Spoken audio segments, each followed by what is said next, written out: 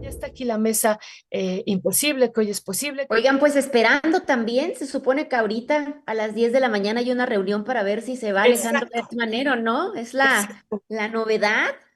¿Por qué no iniciamos con ese tema, no? Así brevemente un recorrido. Lau, ¿cuál es tu balance, tu opinión sobre todo? Brevemente, un homenaje al fiscal Un Pantuflas. homenaje. Sí, Pues sí. mira, Pío, yo espero que se vaya, esa es la realidad, espero con todo el corazón que se vaya, esa es la realidad. Me parece que ha sido uno de los peores fiscales. Mira que ha habido muy malos fiscales en la historia moderna de este país. Un hombre que no solo ha sido ajeno a las causas que tienen que ver con derechos humanos, con impartición de justicia, con trato digno, que ha puesto sus intereses personales incluso para operar el sistema en contra de sus enemigos políticos. Recordemos cuando trató de denunciar por delincuencia organizada a un grupo de investigadores de ahí de CONACYT, el tema de la esposa de su hermano que la metió a la cárcel, a la señora. Bueno, entre otras cosas, ¿no? Y también una de las fiscalías menos transparentes que ha existido en la historia de este país. Y mira que te digo que hemos pasado por fiscalías espantosas durante el sexenio del PRI sobre todo, pero que te puedo decir con los pelos de la mano en la burra, como dice el dicho, que por lo menos eran más transparentes y atendían más peticiones de acceso a la información que lo ha hecho Alejandro Gertz Manero. Todos recordamos la mañanera donde le dice a los reporteros, ¿sí me estás entendiendo? ¿Sí entiendes? ¿Sí entiendes? ¿No?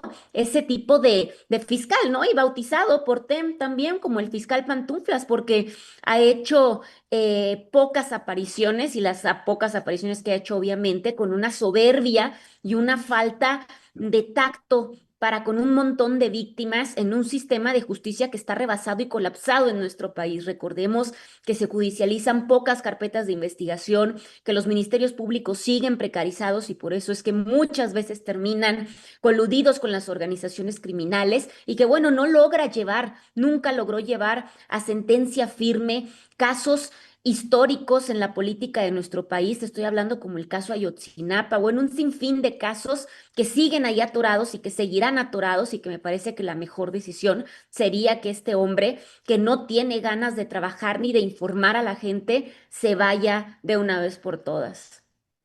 Muchísimas gracias, Lau. Pues así directamente dice Lau que se vaya y pues le pedimos su opinión también al autor intelectual del fiscal Pantuflas, ¿no? Que nos pueda dar su opinión sobre esta posible salida y lo que ha dicho la presidenta esta mañana también desde Palacio Nacional, que es un buen desempeño, pero falta la coordinación. Pero y eso me parece que dice mucho. Tengo que decir sobre esto.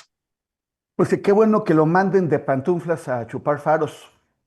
Yo mira, fue nombrado en febrero de 2019. Yo creo que fue el producto de de una negociación. Ese nombramiento se tiene que hacer por mayoría calificada, o sea, más de dos terceras partes del Senado, lo cual en aquel momento obligaba no solamente a que todos los partidos de la 4T votaran por él, sino que lo hiciera la oposición, que lo hiciera el PRI y el PAN, y así fue. Yo entiendo que la designación de Alejandro Gertz Manero como fiscal fue un seguro que se dio el sistema, el viejo régimen, para que no fueran tras ellos, o sea, para que la Fiscalía General de la República, autónoma, con 9 años garantizados para este hombre, pues no fuera ahí tras ellos. Fue como parte de los arreglos tras bambalinas que se debieron haber hecho para que el PRI y el PAN permitieran el acceso de la nueva mayoría al poder. Fue un pacto de Estado. Pero durante ese tiempo, que ya casi son 7 años, o sea, fue electo para 9, en febrero cumpliría 7 años, o sea, el daño está hecho. La lucha contra la corrupción, que ha sido uno de los ejes narrativos de la 4T, pues era imposible con ese tipo ahí. Un tipo que, como sabemos, ya mencionó Laura algunas cosas, eh, y usó el cargo para beneficio propio. Efectivamente persiguió a gente que que dentro del sistema de investigadores veía como rivales, de pronto pasó de no haber sido admitido en el Sistema Nacional de Investigadores, de pronto llegó, le hicieron un examen, pasó y llegó a nivel 3 así, pum, Tres. súbitamente, sí, a nivel 3. Ok. Sí, Y, tres. y además efectivamente usó el cargo para perseguir a su familia política, a quien culpaba de la muerte de su hermano ya en edad muy avanzada, porque él consideró que era falta de cuidados, y metió a una señora de la tercera edad a la cárcel como parte de esa venganza, hasta que eventualmente tuvo que ser liberada. Pero además eso, ¿cuántas más corruptelas podría haber hecho? Hay un audio que se filtró, en donde él está hablando con el papá de Emilio Lozoya, Cierto. con el autoritarismo, el desdén, el despotismo que caracteriza al fiscal Pantufles. Y le estaba dando instrucciones. Y el papá decía, sí, sí, sí, sí, sí, sí, licenciado, lo que usted diga, licenciado. El papá puesto de tapete, pues porque lo que sea que estuviera negociando, porque el audio no fue completo y no fue acompañado de otros que nos permitieran entender qué se discutía, pues, pero esta disposición del padre da la impresión de que estaban hablando de cómo liberar a Emilio Lozoya. Y que a quien solo metieron a la cárcel después del escándalo del restaurante Junán, cuando se fue a cenar pato laqueado, que una periodista de extrema derecha, calderonista, lo descubrió ahí. Los dos son clientes de ese tipo de lugares. Y Gers Manero, no por un sentido de la justicia, sino de a mí no me haces esto sin vergüenza, yo soy aquí el que manda, lo metió al bote. Negocia con el papá la salida, tampoco sabíamos cuál es la conclusión de esa negociación, pero es absolutamente irregular que el fiscal general esté hablando con el padre de una persona sujeta a proceso, dándole instrucciones para hacer qué. Entonces, o sea, a mí me parece que si se hiciera una investigación, encontraríamos una estela de corrupción de este hombre, de tráfico de influencias, probablemente de pago de dinero o algún tipo de compensaciones, y no solamente de él, porque la Fiscalía General de la República sigue siendo un nido de ladrones. Le cambiaron el nombre, le cambiaron la cara, pusieron a Gers Manero, pero sigue siendo la misma Procuraduría General de la República. En el breve periodo en el que actuó un grupo independiente, como en la Fiscalía Especial del caso Ayotzinapa, al principio llenaron esa fiscalía, se pusieron un fiscal especial, Omar Gómez Trejo, pero él me lo contó, o sea, los propios integrantes de su Fiscalía Especial lo espiaban, y lo espiaban con descaro frente a las cámaras, se metían a su oficina, le robaban documentos frente a las cámaras y les valía, porque finalmente, o sea, ellos mismos tendrían que haberse perseguido. Tardó muchísimo en renovar su equipo para que después Adán Augusto mandara a Rosendo Gómez Piedra a destruir eso. Pero también, como me platicó una de las integrantes de esa fiscalía, porque estaba, no me acuerdo en qué piso, pero me dice, son 13 pisos de este edificio. Es como que en la fiscalía de Ayotzinapa estamos todos empujando para un lado, y en los otros 12 pisos se están empujando para el otro. Ese es un nido de corruptos. Es un nido de corruptos. Y Alejandro Gers Manero es el jefe. Ahora tendrá que... ¿Por qué lo están corriendo hasta ahora? Necesitaban no solamente la voluntad política, que es lo primero, sino una mayoría calificada para destituir al fiscal, en un proceso que iba a ser largo.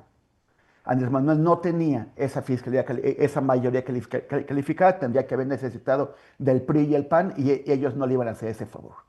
Entonces, bueno, ahora ya tienen esa mayoría calificada, gracias a las elecciones del año pasado, pero de todos modos tendría que haber habido un proceso que hubiera sido muy costoso para la 4T, porque en primer lugar hubieran tenido que explicar por qué corren al mismo fiscal que la 4T puso.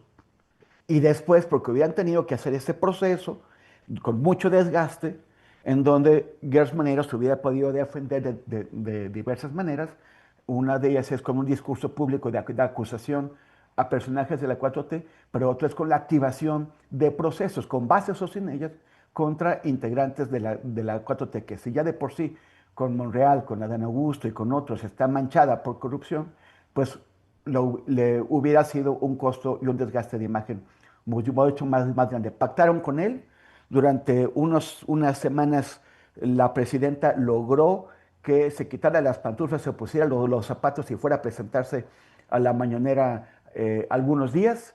Luego dejó de ir, y yo creo que dejó de ir porque se pactó esta renuncia que él podrá justificar por edad, por otros intereses o por algo, pero que finalmente es permitirle poner en sus propios términos su salida en lugar de los que merece, que es que todo México le diéramos una patada en el trasero y lo enviáramos a un proceso de investigación para procesarlo judicialmente y meterlo a la cárcel. Gracias, Tem. Federico, pues ya casi son 7 años, como dice ahorita Temoris, de que él está al frente de la fiscalía. ¿Por qué? ¿Por qué se mantuvo tanto tiempo? ¿Por qué? Y era una pregunta que hacíamos desde el sexenio pasado, ¿no? ¿Por qué López Obrador primero lo nombró, lo mantuvo? Y bueno, pues, ¿cuál es tu balance de esto? Y ahora, pues, ¿qué es lo que está por venir desde tu análisis, querido Federico? Cuando, cuando uno intenta contrarrestar ese reduccionismo que a veces afirma que todos los políticos u opciones políticas son lo mismo, que la 4T es lo mismo, que el neoliberalismo que la precedió, uno ejerce resistencia. En el caso de Gers Manero no puede, porque el caso de Gers Manero es un ejemplo de que en algunas circunstancias y ámbitos son lo mismo. Tu pregunta es clave. A mí me martirizó durante mucho tiempo.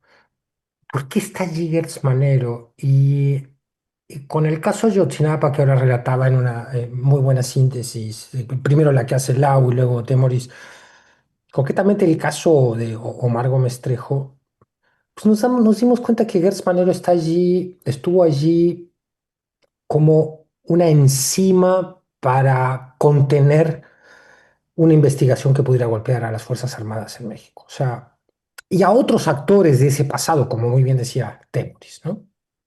Pero me parece que muy concretamente a las Fuerzas Armadas, es decir, a un aliado que López Obrador consideró elemental, fundamental, para poder consolidar un espacio de poder que le permitiera a su vez llevar a cabo ciertas transformaciones que de otra manera hubieran sido más tambaleantes o amenazadas si él hubiera tenido abierto ese frente. O sea, López Obrador dijo, tengo que generar una alianza con el empresariado porque lo voy a violentar con algunas de las peleas que voy a dar. Entonces tengo que en términos generales estar bien con el empresariado y tengo que dar cosas a los grandes poderosos de la economía en México para que no piensen que llega un régimen que va a violentar de frente los privilegios acumulados, sino que va a intentar ordenar, contener, disminuir. Y así pasó. El fin de la condonación de impuestos es una manifestación de voluntad política de un cambio verdadero de statu quo.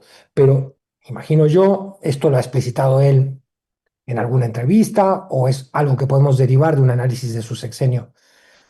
Y esto lo hereda Claudia Sheinbaum. O sea, Claudia Sheinbaum hereda la noción de que con el empresariado y con las Fuerzas Armadas se debe mantener una alianza lo más sólida posible, porque es la que va a permitir ejercer cierta resistencia o postergar peleas con los verdaderos poderes que han manejado este país desde siempre, ¿no?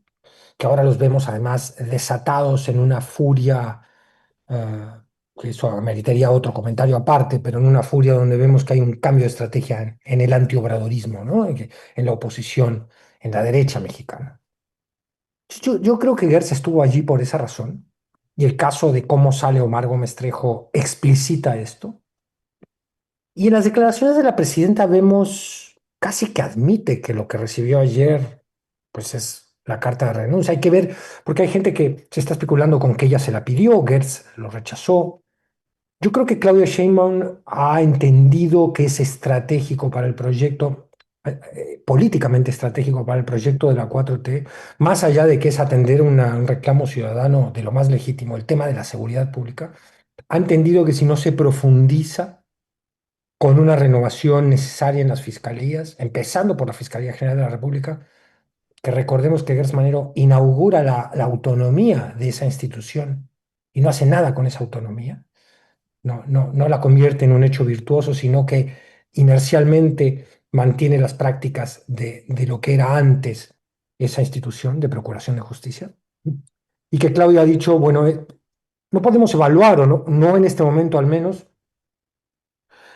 la cantidad de iniciativa que hay en esta circunstancia, si es que se concreta la renuncia del fiscal general, de la presidenta.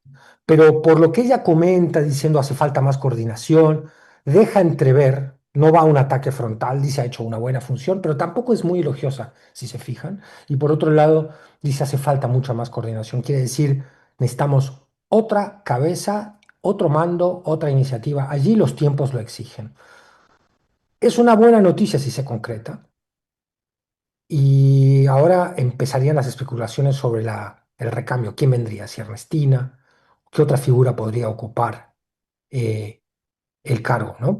Y ahí hay que escuchar a las voces que entienden de esto y que han hecho un cálculo, un recuento de lo que son tanto los agravios pendientes que la sociedad tiene en cuanto a procuración de justicia, como los perfiles que realmente podrían significar un verdadero cambio en la primera estructura de la justicia en este país, porque renovados los jueces por el nuevo mecanismo, no hay garantía para nada de que la procuración de justicia vaya a ser realmente o a cumplir con la deuda que tiene frente al problema enorme de la impunidad. Eh, y ojalá sea una buena noticia para el país, ¿no?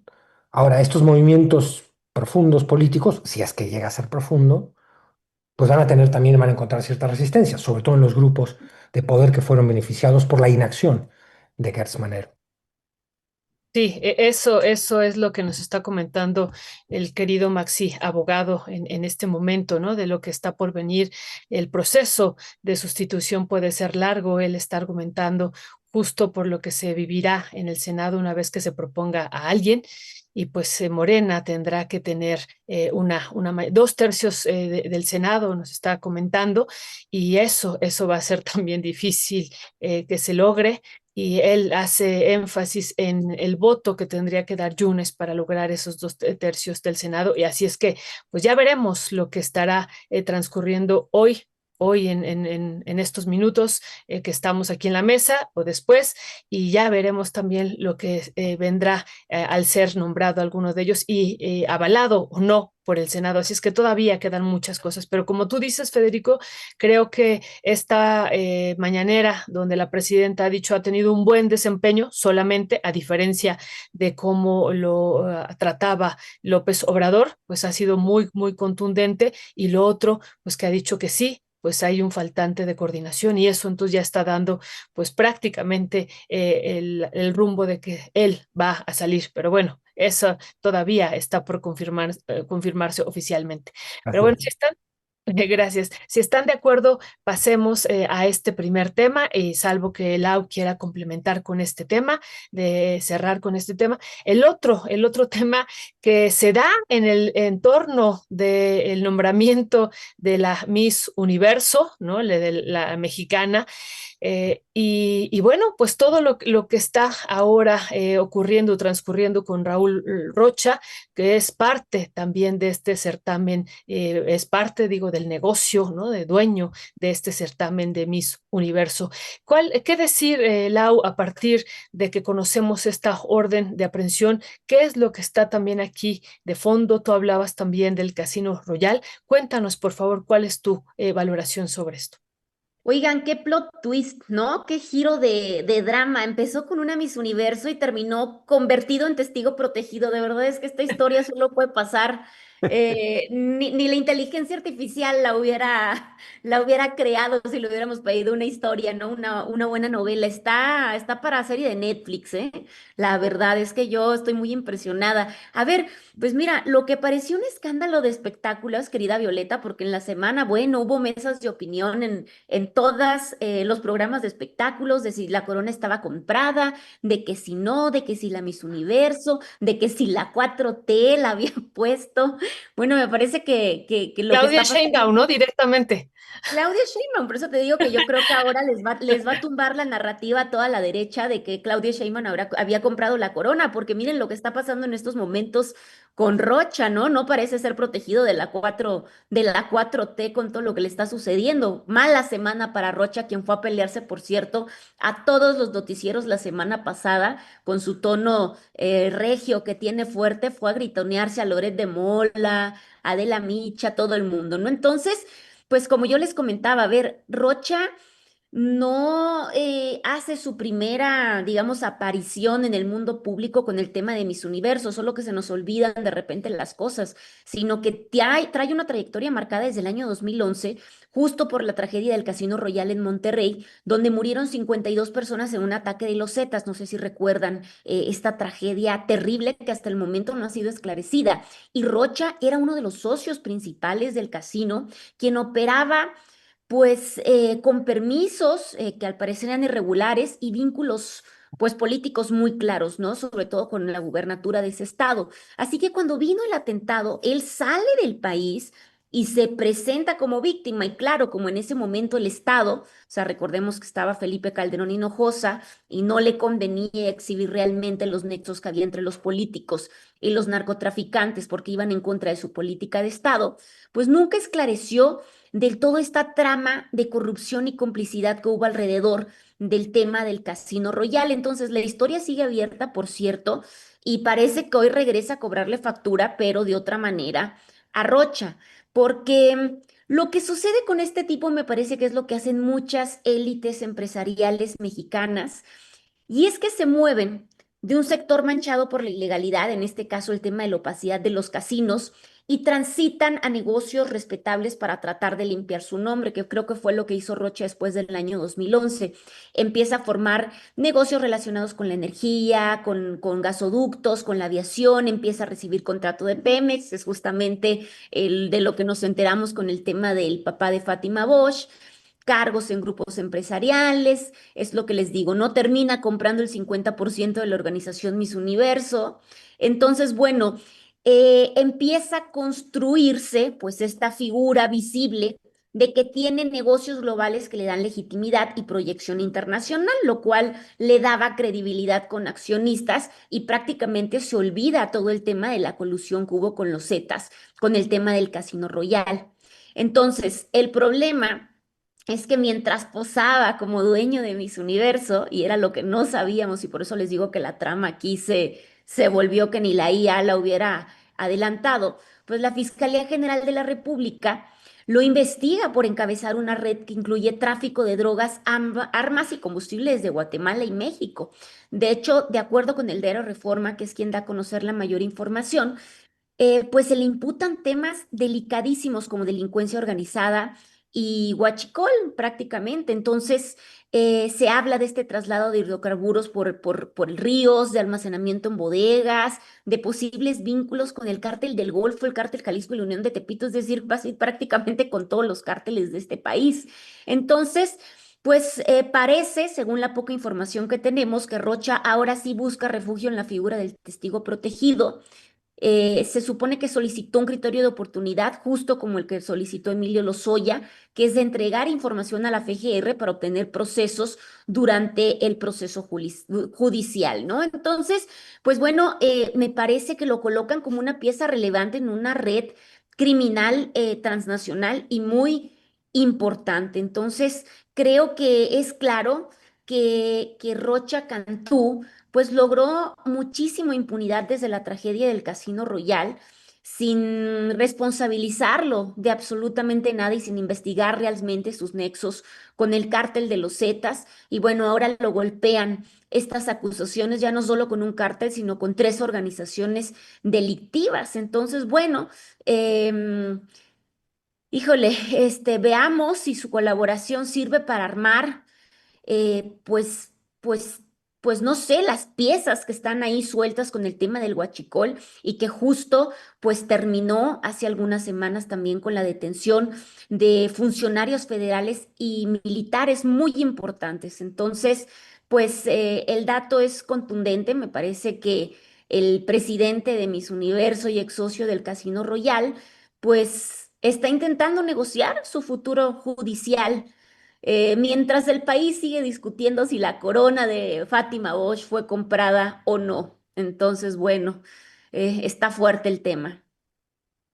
Está fuertísimo el tema, como bien señalas, querida Lau. Gracias por este recuento que haces, por este análisis. Y pues le damos la palabra también a Temoris, que como dice Lau, pues solo esto puede pasar en México, ¿no? Yo estaba pensando también, como decía Laura, pues en una serie de Netflix o de otra, pues industria de realmente del entretenimiento, pero realmente es dramático lo que está pasando, ¿no? Dramático en el sentido de cómo somos vistos también desde el extranjero, ¿no? O sea, esta parte de la corrupción que no nos deja, que nos persigue y que, bueno, pues aquí pareciera que también es otro de los elementos que se está tejiendo con este corona, pero también con esto que está pasando con uno de los principales accionistas de este certamen. ¿Qué decir sobre esto, Temoris? Pues es que sí, es cierto que la imagen en el extranjero del país cuenta, ¿no? Intentamos dar motivos para que mejore, pero pues siempre sale alguien que nos embarca. Hay que recordar, esto también lo digo porque recientemente hubo una legisladora que se me está yendo quién fue, pero que participó en un concurso de carreras de Barbie Mm. y, No sé. e hizo trampa.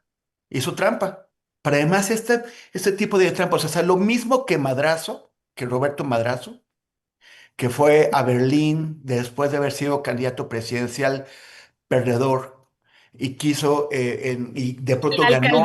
La alcaldesa de Tláhuac que estoy viendo aquí. Sí, sí, sí, ándale. Bueno, pues Roberto Madrazo fue a Berlín y pensó que los alemanes son tontos.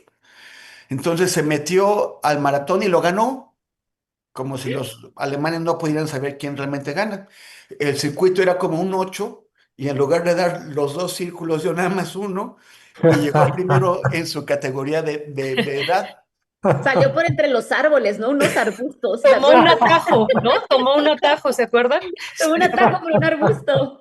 Sí, sí, sí. Entonces él cree que los alemanes, pues no sé qué, total que de pronto a México llegan los titulares y así como que ex candidato presidencial, porque no es así nada más Roberto Madrazo, o sea, es alguien que pudo haber sido presidente de México y de pronto se va a Berlín y bueno, así cree que nadie, que es muy inteligente, que nadie lo va a agarrar y lo exhibe, ¿no? Que por cierto luego regresa acá y se le ocurre crear la Latinus e invitar a Broso y a Loreto. Bueno, pues luego, ahora sale esta alcaldesa de Tláhuac. Sí. Lo mismo, cree que la gente es tonta y que ella es muy inteligente y que nadie se va a dar cuenta. Todas estas carreras pues tienen distintos sistemas como arcos de detección. Tú traes tu número y tu número tiene que pasar por un arco así. Bueno, en este caso son tapetes. Tienes que pisar el tapete para que se registre tu paso por ahí, que vas por el rumbo correcto.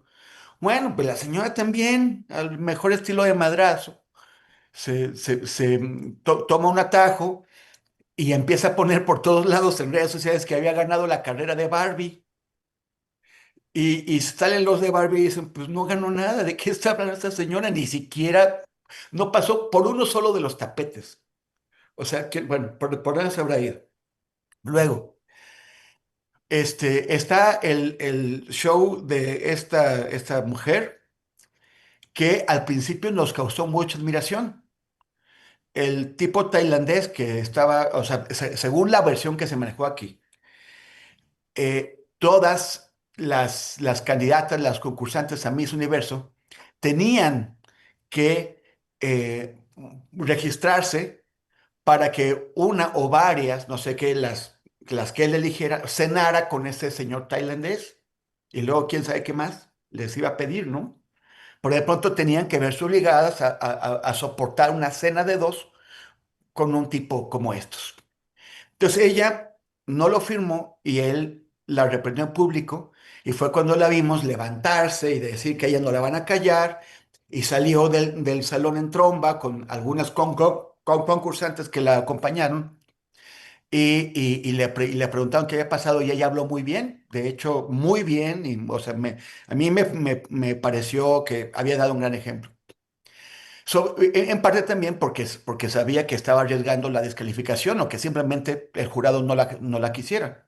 Ahora sabemos que no estaba arriesgando nada, incluso que ella se sentía con la seguridad del respaldo del dueño del concurso frente al tailandés mano larga.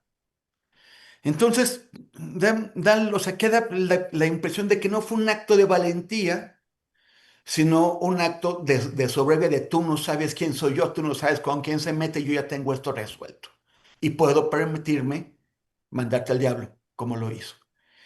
Y no es casualidad que un tipo corruptísimo, super tranza, como Rocha, haya sido el dueño del concurso, el mexicano, y que gane la mexicana, que además es la hija de un tipo que le ha dado contratos desde Pemex a este tipo. Entonces, pues bueno, pues qué pena para México, porque es la comidilla, es lo que sale en la prensa internacional en ese momento. Los mexicanos se roban el concurso Miss Universo. Si se roban Miss Universo, que no se van a robar. Además que por otro lado, daba pena un poquito comentar, independientemente de lo que en su momento nos pareció una gran actitud de la chica, porque finalmente es un concurso de explotación de las mujeres, de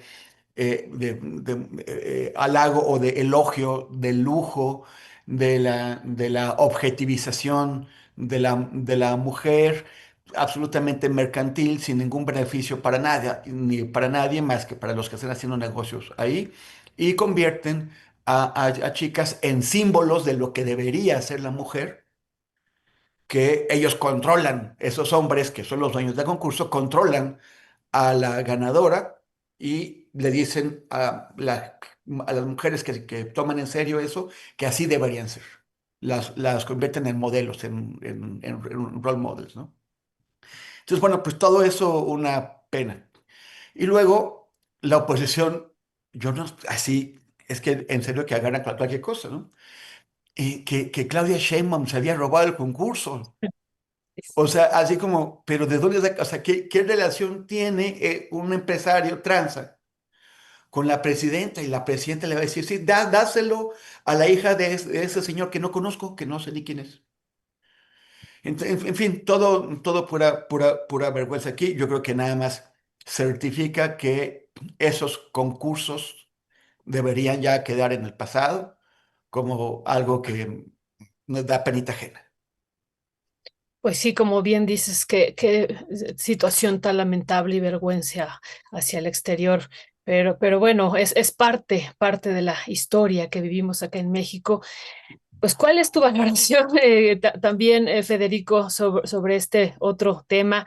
Y lo otro que también hay que tejerle y que no hay que dejar de insistir, ¿no? Así como lo hacíamos con el tema de los casinos, en este caso, ¿no? En este caso, ¿por qué tiene que seguir existiendo un concurso como estos, ¿no? Donde pues, se ha analizado desde múltiples ángulos, donde está cosificada la mujer, donde se le ve como un objeto, pero también donde se viven estas situaciones de trata, de prostitución, de un poder machista, ¿no? Decíamos cómo, pues prácticamente los dueños son hombres, los organizadores son hombres, el que está al frente de esta ceremonia final es un hombre, y pues eso también, digo, desde todos los ángulos que pudiéramos analizar es inconcebible. ¿Qué decir sobre esto, Federico?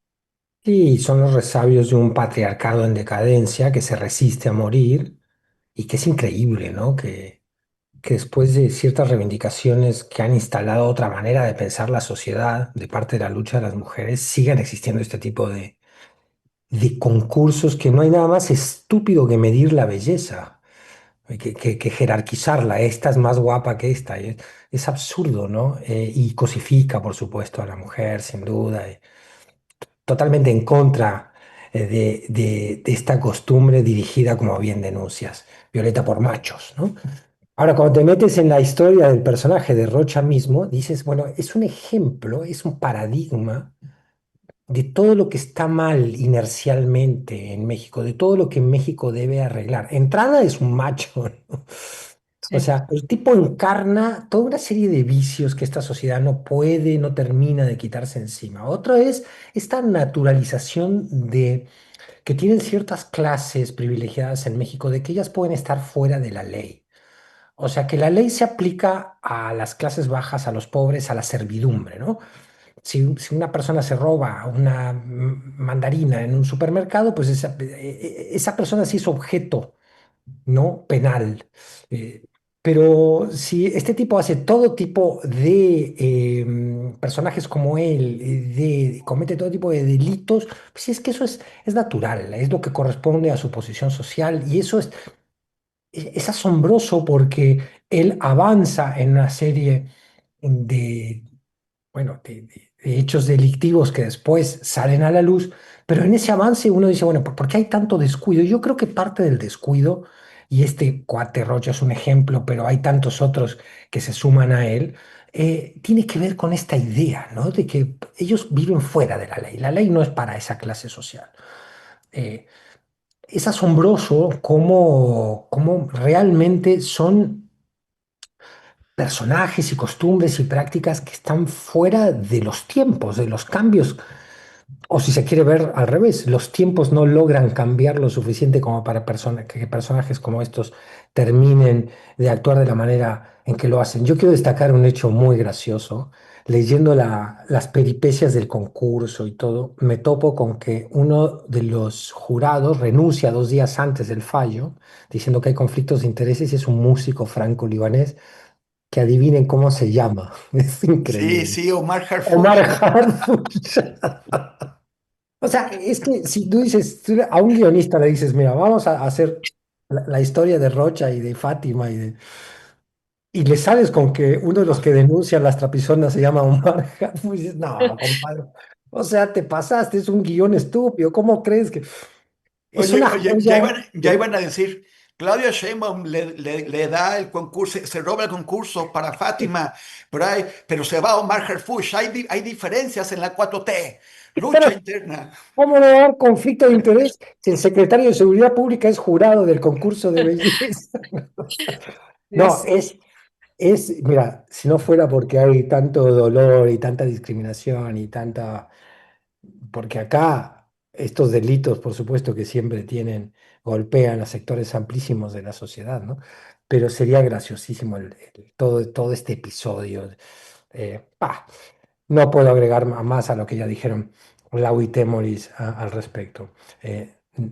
Destaco nada más el hecho de que Harfush estuvo allí y renunció a ser jurado.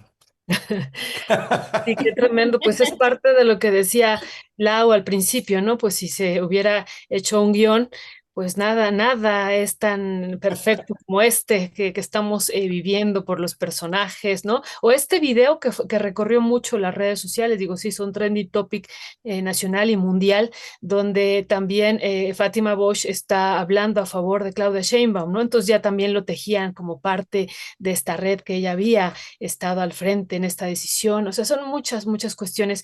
Yo quisiera preguntarle, Oye, oye, Violeta, pero además, como si, a ver, Claudia tiene enfrente a Trump, tiene atrás a Dan Augusto y a Monreal, a un lado, o sea, a la ultraderecha queriendo a Salinas Pliego, y va a estar robándose un concurso en Tailandia. O sea, es así como Es que. una joya, una joya. sí, sí, sí, sí, sí, sí. Sí, ahora yo quisiera preguntarle la última pregunta que le haría a Lau sobre esto, porque también se ha argumentado muchísimo en torno a que hay una posición machista y misógina, hablar del papel que está ya teniendo Fátima Bosch, ¿no? De una vez que ya se van descubriendo todos estos elementos y entonces pues cualquier posición que se diga en contra de ella es machista y misógina. ¿Tú compartes esa idea, querida Lau? Pues es que hay mucha misoginia, Bio. La verdad es que no creo que el tema de hablar de los negocios de su papá con este hombre ya acusado de delincuencia organizada y otros delitos, sea misoginia, pero creo que alrededor de estas figuras y de cualquier mujer sí hay mucha misoginia. O sea, yo en redes sociales he visto comentarios terribles, la chaira del bienestar, sacándole todos sus Uy, defectos. pero ese de la chaira del bienestar es el más leve, ¿eh? O sea, ponen unas Es el más cosas, leve. ¿Has hay unas visto? campañas pagadas con unas agresiones que no, de que no ves. Sí, de su físico. Entonces, por eso digo, cuando hablamos del tema de los contratos, me parece que no hay misoginia y es necesario hablar de contrataciones públicas. Yo no veo ningún problema en eso ni que se esté revictimizando a Fátima desde ese lugar, pero sí creo que, bueno, este tipo de concursos también, pues, pues promueve esto, ¿no? Promueve campañas de quién es más bonita, quién es más fea, todo el tema de su cuerpo, de que si está... No quiero ni hablar de todos los comentarios horribles, como dice Tem, para no revictimizar, pero creo que sí hay una carga machista muy fuerte en la campaña que se le está haciendo, Bio, a Fátima. Muchísimas gracias. Sí, yo quería preguntarle eso a Laura porque también, ¿no? Aquí nos siguen diciendo en la audiencia, pues que dejemos, ¿no? Dejemos de atacar a Fátima Bosch, que realmente hay posiciones machistas y pues no, yo creo que hay que separar las cosas y hay que analizar también, pues, lo que está transcurriendo con este dueño de la mitad de las acciones de Miss Universo y que es muy importante también hacer ese análisis y sobre todo también la historia de corrupción que hay también detrás de esto. La situación del Casino Royal ahí me parece a mí central y entonces por eso decimos sí, sí, hay que separar. Así es que gracias, Lau.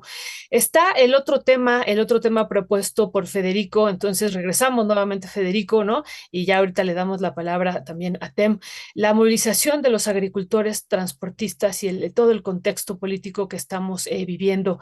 ¿Cuál es tu análisis y valoración sobre esto, Federico? ¿Es legítima o no es legítima? Está siendo utilizada por algunos sectores también de la oposición. ¿Cómo lo analizas tú, Federico? Gracias, Violeta.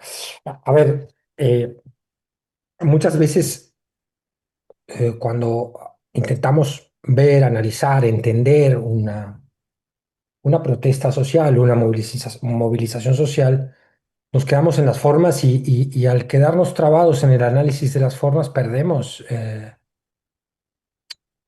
la comprensión de las demandas, ¿no? O sea, lo importante es que hay que ir a las demandas y estudiar de dónde vienen.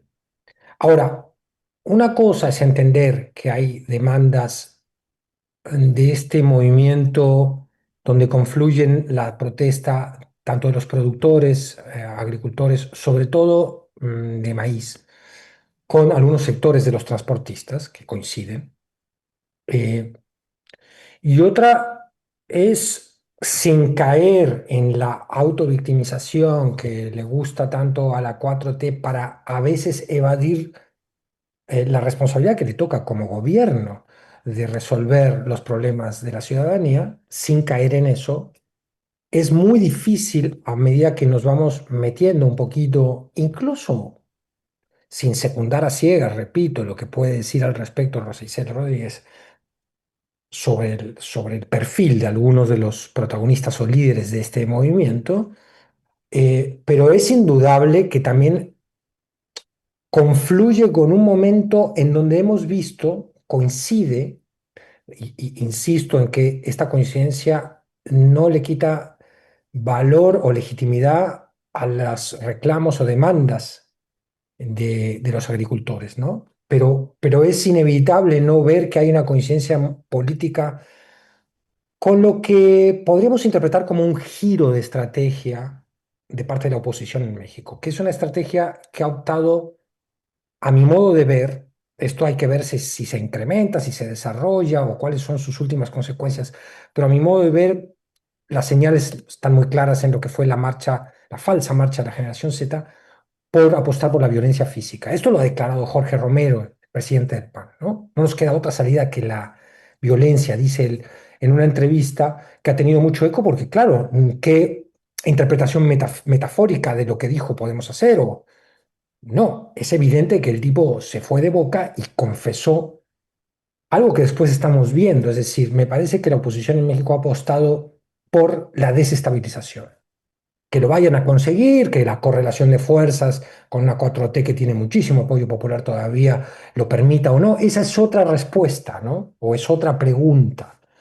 Pero que ese cambio de estrategia está siendo implementado y viene asusado de manera directa y evidente por el gobierno de los Estados Unidos, por el injerencismo del vecino del norte que anda como loco con Latinoamérica, está realmente en niveles de agresión que no habíamos visto hace decenas de años, hace muy difícil que uno logre separar los dos momentos. Los tres reclamos de la manifestación, del paro, pues son legítimos. Bueno, pondría en cuestión un tercero, pero los dos primeros, digamos, la seguridad en las carreteras. Pues sí, evidentemente, aunque ha bajado el delito de asalto al transporte, según lo ha comunicado el gobierno, bueno, ese descenso estadístico no termina de generar la tranquilidad mental para alguien que tiene que agarrar un camión, cargarlo y cruzar las carreteras de México, donde la Guardia Nacional no termina de ser ese elemento de seguridad que nos han prometido que va a ser. Eh, Después el tema de los productores, que hay una sobreproducción de maíz, están los lastres del viejo tratado de libre comercio que firmó Salinas, que repercutió en los medianos y pequeños agricultores, sobre todo de granos, sobre todo de maíz. Esos son lastres que debe gestionar la 4T, que hereda del periodo neoliberal, que tampoco puedes acomodar así como quien cambia de página, porque tiene la negociación del TEMEC a las puertas del año que entra. En fin, es una situación política, comercial, geopolítica de la relación con Estados Unidos que tiene una serie de variables que hacen muy compleja la respuesta que puede ofrecer el gobierno a la situación. Hay una tercera demanda que es el rechazo a la iniciativa sobre la nueva ley de aguas. Allí ese es un tema que daría para un programa entero, ¿no? Donde hemos visto cómo el Estado perdió potestad sobre el uso, la administración del agua. Estas concesiones de los distritos de riego terminaron en un negocio, en una renta, para que los concesionarios, por ejemplo, le vendieran el agua a los municipios, ganando con eso a veces más de lo que ganaban con la propia producción agrícola. Es decir, ahí estamos viendo una distorsión brutal de lo que el neoliberalismo generó en sacar al Estado o permitir instancias de terciarización de recursos vitales como el del agua, sacarlo de la administración de esos mismos recursos fundamentales de la nación. Pues que el agua vuelva a ser controlada por el Estado me parece un reclamo que ha hecho el gobierno, no más que un reclamo, está en la iniciativa de la nueva ley, que me parece de lo más entendible y con lo que uno estaría en principio de acuerdo. Esto no quiere decir que después no se vayan a generar en la política real, en los espacios institucionales reales, nuevos huecos para la corrupción. No quiere decir eso, pero lo que quiere decir es que por lo menos volvamos a entender sobre quién debe recaer la potestad del agua, ¿no? Entonces, es un conflicto, y cuando te metes en algunos de los perfiles de los que están protagonizando esto, dices, bueno, este cuate estuvo aquí en tal campaña del PAN y este otro acá. Eh, Son sectores, además, no estamos hablando de que todos los transportistas o todos los productores están en este reclamo, y a la vez te das cuenta que muchos de los reclamos son más que legítimos y atendibles, ¿no? Entonces, así como tiene el frente abierto con la CENTE, la 4T, la presidenta Sheinbaum tiene abiertos estos otros frentes a los que ya se montó, porque no es que se va a montar, hemos visto que ya se montó y no sabemos si no están poniendo directamente recursos, una oposición que, repito, me parece ha optado por radicalizar su postura y llevarla más allá de lo declarativo, y yo creo que hay una apuesta directa por la desestabilización política en México. Muchísimas gracias por este análisis. Y pues sí, el tema, como tú dices, del agua es todo un tema que amerita también una discusión amplia y profunda. Porque hay una situación aquí que me parece importante señalar, ¿no? Todo este proceso organizativo que viene ya de hace varias décadas de agua para todos, para todas, agua para la vida, pues ha demandado por años y décadas con las organizaciones derogar la ley salinista, ¿no? Y ese es uno de los elementos que no está siendo tocada esta ley salinista a profundidad. Hay la propuesta y apuesta de una ley complementaria, pero ese es uno de los temas que me parece que tendremos que revisar también a profundidad. Pero son varios elementos. Lau, querida, nos comentas que te tienes que ir. Entonces, si Tem está de acuerdo, le pasamos la palabra a Lau, porque ella tiene que salir a las 11 en punto. Entonces, Lau, ¿cuál sería tu valoración también sobre estos movimientos, movilizaciones que ha habido en torno pues, a estos temas? Uno de ellos en específico es una demanda también que a mí me parece importante sacar, ¿no? A los granos básicos del TEMEC, y eso también ha sido puesto y una apuesta de algunos de los que están también en estos procesos organizativos. Claro, Bio, muchas gracias. Y me tengo que ir 11 en punto para correr, 11 y media una cita. Pues mira, a mí me parece que desde tres lugares son muy importantes estas manifestaciones. Primero que nada, porque creo que colocan de nuevo al maíz en su dimensión política, no como algo más, sino como pilar de la soberanía alimentaria y cultural, y eso me parece súper relevante. Este lema de sin maíz no hay país pues no es solo una frase nostálgica, sino que se convierte otra vez en el centro. Si el productor de maíz blanco quiebra o abandona la tierra, la tortilla que llega a la ciudad va a depender cada vez más del grano importado y de las decisiones de un puñado de corporaciones, sobre todo extranjeras, ¿no? Entonces, desde ese lugar me parece muy relevante el tema de las manifestaciones, aunque la gente se esté quejando de los bloqueos. Segundo, me parece también importante porque rompe con la idea de un campo desarticulado que ha sido una, pues una primicia básica que intentó el neoliberalismo desde la administración de Carlos Salinas de Gortari, ¿no? Romperlos desde las reformas agrarias de esa época. El Frente Nacional para el Rescate del Campo y otras organizaciones regionales, pues muestran que hay una capacidad de bloque económico real, ¿no? Las carreteras, los puentes, las aduanas, están dispuestos a tomar todo. Entonces, me parece por eso importante, ¿no? Que realmente a estos sectores que hasta cierto punto habían sido administrados por separado por el Estado, pues hoy se articulan bajo esta primicia. Y tercero, también porque creo que exponen el límite del relato oficial de la Cuarta Transformación sobre el campo. Un gobierno que se reivindica del lado de los pobres no puede pedir paciencia infinita mientras estos productores que siembran el alimento básico del país pues no alcanzan ni siquiera a cubrir sus costos y se juegan la vida en caminos dominados por el crimen, como bien dice Fede. Así que si la respuesta es solo más mesas de diálogo y pequeños subsidios puntuales, sin romper el poder de los grandes compradores, y sin revisar de verdad en serio el lugar del maíz en el TEMEC o sin garantizar esta seguridad en territorios rurales y alejados, lo que no se consolida es una transformación de ese lugar, sino una administración pues un poco menos brutal que sigue replicando el mismo modelo del neoliberalismo. Entonces, pues yo creo que las manifestaciones del maíz no son un problema de tránsito como lo ve la gente, sino una especie de referéndum sobre qué país quiere México.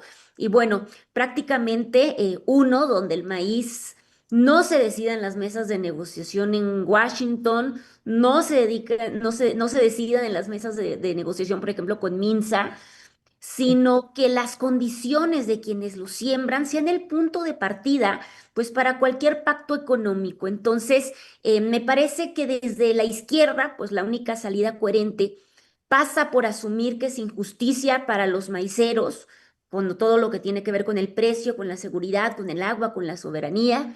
Con las semillas, pues no hay soberanía posible, ni alimentaria, ni política, pues por más que digan lo contrario, pues desde las ciudades, ¿no? Desde las capitales, en este caso desde la Ciudad de México y no desde el campo. Muchísimas gracias, Lau. Safe, safe. Faltan 3 minutitos, pero sí, no va a alcanzar, Lau. Gracias, gracias, querida Lau. Y Gracias, pues te mandamos amigos. Nos un fuerte vemos, chao. Un abrazo. abrazote, besos grandes, Pues, adiós. adiós. Gracias, Lau. Pues acabamos de escuchar a nuestra querida Lau Tem. ¿Qué decir sobre este otro tema que ha causado muchísima polémica también? A esto, como decía muy bien Lau y también Federico, está el tema de la inseguridad, ¿no? No solamente que se vive en las carreteras, y bien decía Federico, han ido bajando estos índices, pero pues se sigue viviendo una situación complicada para muchos de los transportistas y transeúntes también de estos espacios. ¿Qué decir en conjunto también, querido Temoris? Es que ahorita escuchándola, estaba pensando, ella ubicó el inicio del neoliberalismo con Salinas. En realidad es anterior. Empezó a instrumentarse desde la Secretaría de Programación y Presupuesto cuando Miguel de la Madrid era el secretario con López Portillo, y ya con plena fuerza cuando de la Madrid fue presidente. O sea, él llegó en diciembre del 82, pero fue subsecretario en el sexenio anterior. Pongamos más o menos el año 1980 porque es más fácil como referencia. Y siguió durante 38 años sin cortapisas hasta que llegó López Obrador en el 18. Pero no es correcto decir, y eso ya lo hemos discutido en este programa, que ahí se acabó el neoliberalismo. No detienes un tren nada más porque ya llegué y me la puse enfrente. Y el neoliberalismo ha seguido de muchas formas, matizado. Hay algunos aspectos en los que se ha detenido, otros no. Hay que recordar que la clase empresarial y las alianzas que hizo la 4T pues han mantenido a muchos representantes del neoliberalismo en posiciones clave en el gobierno. Y hay otras cosas, incluso los mismos órganos autónomos que finalmente se desaparecieron, pero que fueron construidos como herramientas técnicas imparciales que en realidad sostenían la ideología del neoliberalismo, entre muchas otras cosas. ¿Qué es lo que pasó? Entre tantas cosas que hicieron en ese tiempo, pues bueno, pues, ¿de qué hemos estado viendo solo en el último mes? O sea, hicieron pedazos el campo, sobre todo con el Tratado de Libre Comercio. El maíz, el campo, lo rindieron para que pudiéramos, para darle negocio al campo de Estados Unidos. Quitaron todo el tema de pensiones, primero con la ley del IMSS del 97, luego la del ISSSTE del 2007. Entonces ahí les destrozaron las pensiones a los trabajadores del país, el retiro digno. Hicieron políticas económicas que dejaron a mucha gente fuera del desarrollo, y junto con las políticas de seguridad, pues provocaron esta crisis de inseguridad que vivimos y que tiene a mucha gente contra las cuerdas, incluidos a los autotransportistas. Privatizaron el agua a precio de nada, sin que tuvieran el país una contrapartida. Primero los sueldos, bueno, pues ¿qué más? Ahorita tenemos a los maestros que exigen la derogación de la ley del ISSSTE para recuperar las pensiones de los trabajadores del Estado. Pero ¿qué pasa con el resto de las pensiones? También habría que derogar la ley anterior, la del IMSS. Estamos hablando de la recuperación del campo, estamos hablando de que de combatir la inseguridad para que los autotransportistas puedan andar tranquilamente, recuperar sueldos, recuperar el agua. O sea, son como muchísimos frentes abiertos para desmontar lo que el neoliberalismo creó durante más de 40 años. Y como que digo, bueno, ¿cómo se puede hacer? O sea, siendo realistas, ¿no? Entrarle a todo esto y más cuando estamos entrando a una negociación con Estados Unidos, con Trump, en donde todos los días tenemos noticias de grupos empresariales respaldados por legisladores en Estados Unidos que exigen ponerle más y más y más condiciones a México todas en el sentido mismo del neoliberalismo. Entonces es como una tormenta perfecta. O sea, realmente podemos decir, sí, que tumben la ley del ISSSTE, sí, que tumben la ley del IMSS, sí, que se recuperen los salarios, sí, que se suba el salario mínimo, sí, recuperemos el agua, sí, acabemos con la inseguridad, sí, vamos a recuperar el campo mexicano y la autosuficiencia en maíz. O sea, sí, nada más esto no son más que una parte de los problemas del país me abruma. Y más como decía, las condiciones de que tenemos que enfrentar esta renegociación con Estados Unidos. Entonces, creo que tendríamos que llegar a un tipo de gran acuerdo nacional de reforma de largo plazo para arreglar todos estos entuertos sin que presentemos demandas inmediatistas. De a mí me resuelves esto ahorita y no me importa si hay más problemas que tienes que resolver también, no, no importan los demás.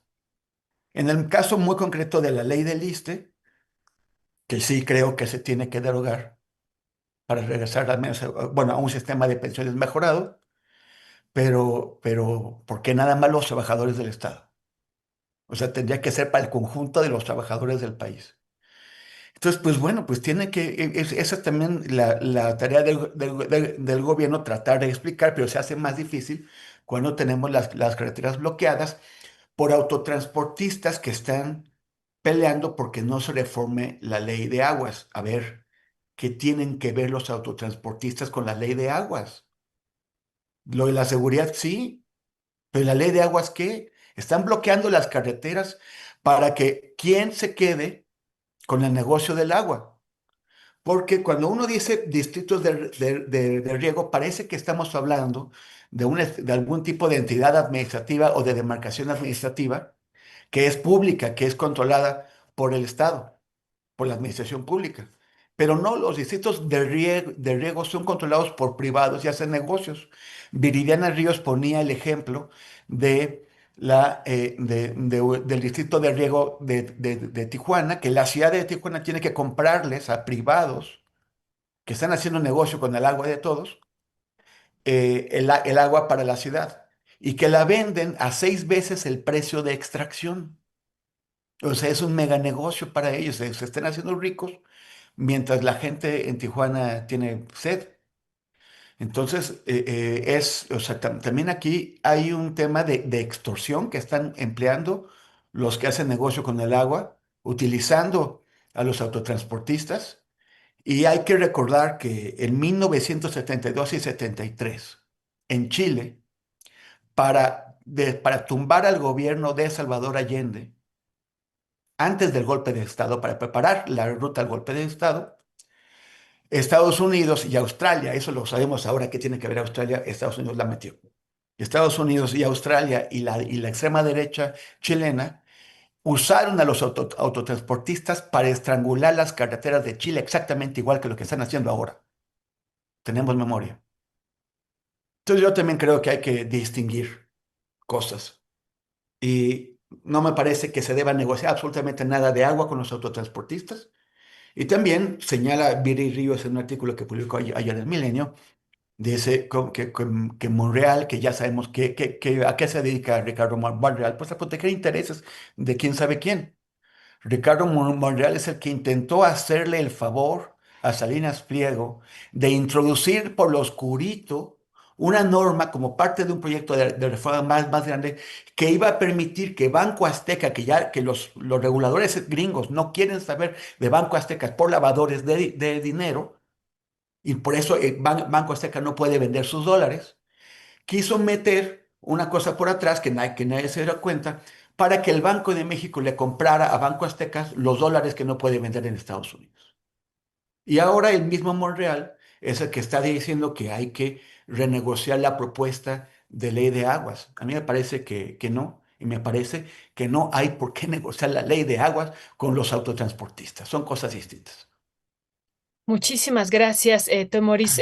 este análisis y les pediría si en un minutito cierran cada uno. Sé que nos queda un tema, pero ya tenemos aquí también al siguiente compañero que va a participar con nosotras aquí. Así es que le doy la palabra a Federico para que él cierre sobre el siguiente tema o un balance de lo que hemos discutido hasta el día de hoy.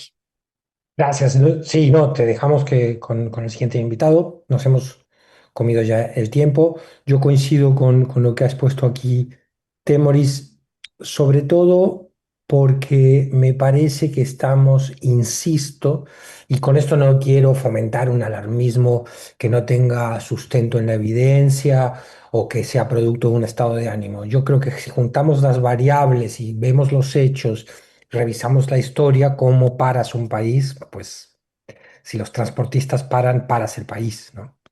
Que es lo que decía Temoris recién. Entonces, eh, creo que hay señales alarmantes de una estrategia que puede en algunos casos subirse o estimular reclamos legítimos de sectores ampliamente agraviados y durante mucho tiempo, pero que realmente ha cambiado y está apostando por la desestabilización. Y creo que como sociedad, que hoy la misma defensa de la democracia está allí, ¿no?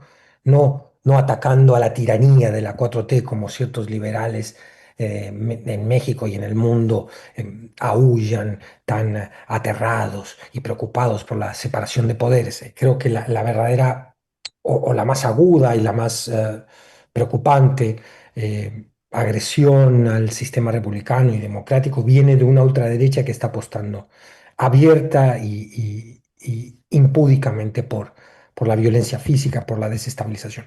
Y creo que como ciudadanos tenemos que tener al menos ese filtro a la hora de analizar ciertas circunstancias de nuestra realidad política, sin que eso, repito, y termino, sin que eso signifique descartar o tirar a la basura reclamos legítimos de amplios sectores de la sociedad.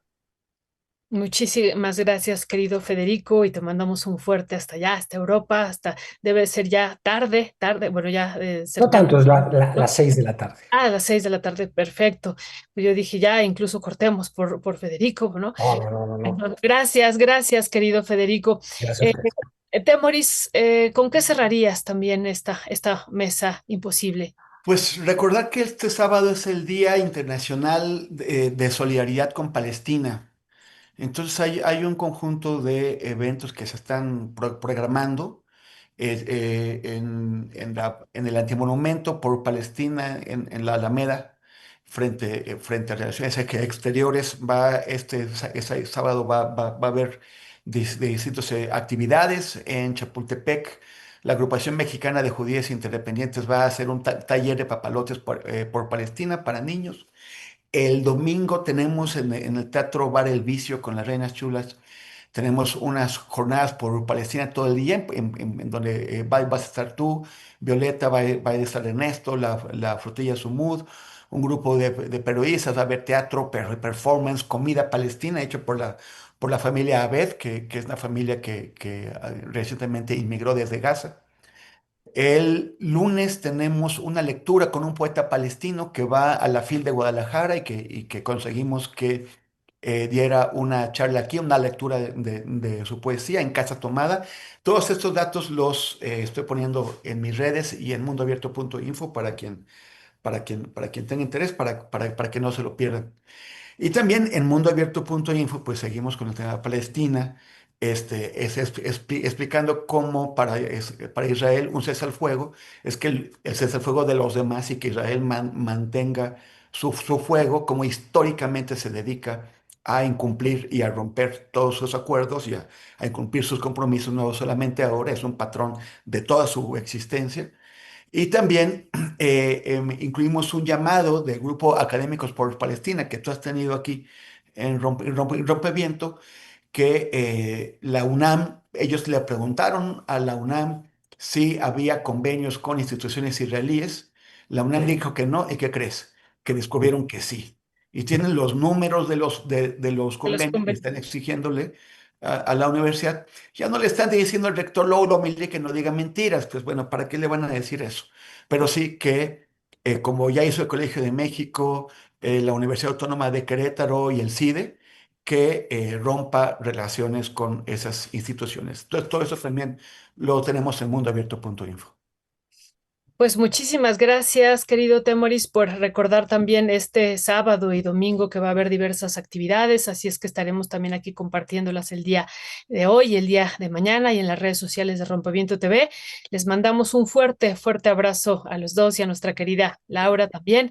Fuerte abrazo y que vaya muy bien. Esto estaremos atentos de lo que transcurra en el Senado y mañana muy atentos a lo que dé a conocer la presidenta de la República. Abrazo. Ahí, Y ahí la nos panda vemos. primero, no se les olvide, ya nos platicará Fede todo lo que está comiendo por allá. Ah, Sí, pues, por cierto, hay que hacer una licitación para sarcófagos, para encerrar, para sarcófagos que sirven bien para encerrar a Gers Manero ahí. muy bien. Fuerte abrazo, Abrazo. abrazo. Chao. Que estén muy bien.